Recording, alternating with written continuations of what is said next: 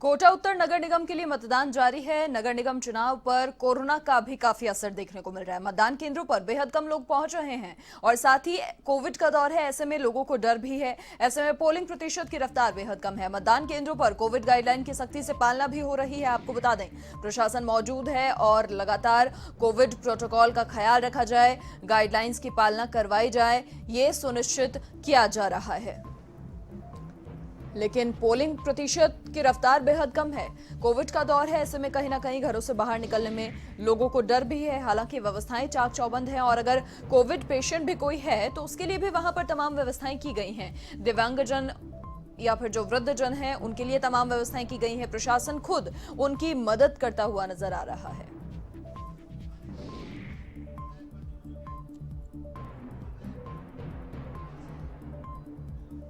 अधिक जानकारी के लिए संवाददाता राजेंद्र भारद्वाज फोन लाइन पर हमारे साथ जुड़ चुके हैं। राजेंद्र, अब कैसी तस्वीरें नजर आ रही हैं? देखिए, कोरोना है और ऐसे में लिहाजा डर भी होगा लोगों में, लेकिन जिस तरीके से प्रशासन मौजूद है, प्रोटोकॉल्स की पालना तो करवाई जा रही है। बिल्कुल मनीषा, जिस तरह से कोरोना का जो कहर है और लगातार कोरोना का जो भय बना हुआ है, उसका मतदान प्रतिशत पर भी काफी प्रभाव देखने को मिल रहा है।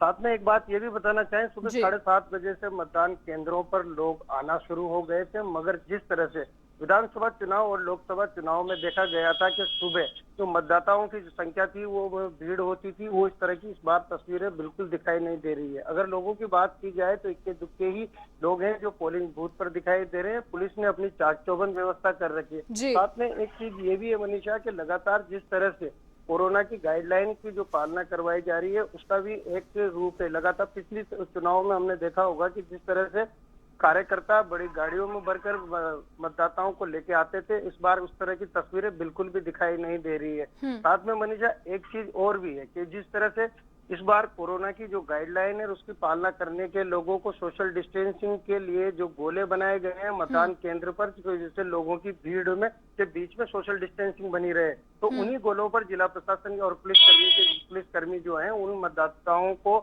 कह रहे हैं कि भाई इन गोलों के अंदर ही आप खड़े होइए और उसके बाद में अपनी बारी का इंतजार कीजिए। जी मनीषा। जी राजेंद्र, देखिए आप वहां पर हैं तो क्या नजर आ रहा है? लोग कौन कौन से मुद्दे उठाकर फिलहाल चल रहे हैं? कौन कौन से मुद्दों को लेकर प्रत्याशी को वोट देने के लिए लोग आ रहे हैं?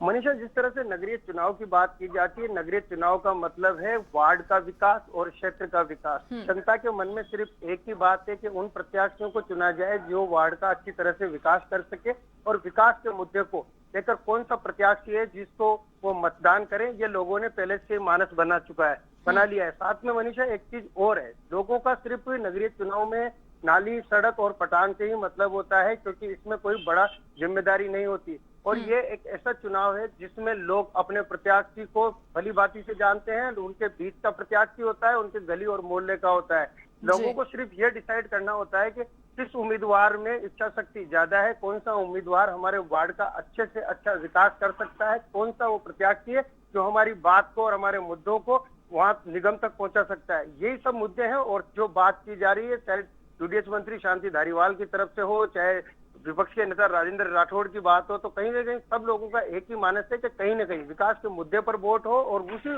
प्रत्याशी को चुना जाए जो जनता की नस को पहचान सके और जनता के हित के कार्य कर सके। जी मनीषा।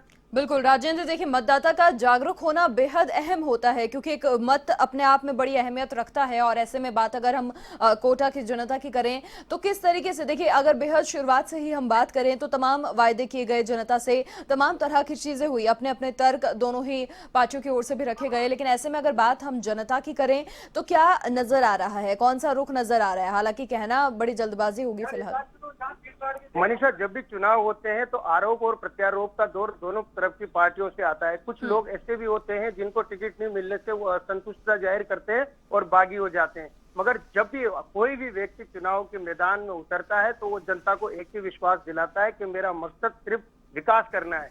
कई पार्टियों की सरकार आई, यहाँ पर अगर कोटा नगर निगम की बात करें तो इस बार पहली बार है जो डबल नगर निगम के लिए वोट हो रहे हैं। उसके पहले चरण का चुनाव आज है, इसलिए कोटा उत्तर में हो रहा है। फिर दक्षिण में होगा जो 1 नवंबर को होने वाला है। मगर सब प्रत्याशी यही क्यों वादा करते हैं कि कहीं ना कहीं हम आपकी आशाओं के अनुरूप खरा उतरेंगे और खरा उतरकर अपने कार्य को बेहतर ढंग से अंजाम देंगे। वही सारे मुद्दे हैं। और रही जिस तरह के जोर होता है और जिस तरह से यूडीएच मंत्री शांति धारीवाल ने 3 दिन से अपनी पूरी ताकत यहाँ पर झोंक रखी थी, उन्होंने कोटा उत्तर में लगातार प्रचार किया और लगातार रोड शो के जरिए लगातार लोगों को ये बात कहते रहे कि जिस तरह से विकास पुरुष के दर पर जो विकास कार्य होगा वो बहुत ही बेहतरीन होगा। तो इसलिए जनता का सबसे मेन फोकस जो है वो सिर्फ विकास के ऊपर है। वार्ड का विकास कैसे हो, क्षेत्र का विकास कैसे हो, उस पर ध्यान दिया जा रहा है। बीजेपी ने भी पूरी अपनी कमर कस रखी है, मगर कहीं ना कहीं कई जगह ऐसे भी हैं जहां बागियों ने समीकरण बिगाड़ रखे हैं। जी मनीषा। बिल्कुल राजेंद्र, बहुत शुक्रिया तमाम जानकारी साझा करने के लिए। तो सुबह से मतदाता लगातार पहुंच रहे हैं, कहीं ना कहीं कोरोना का असर भी देखने को मिल रहा है।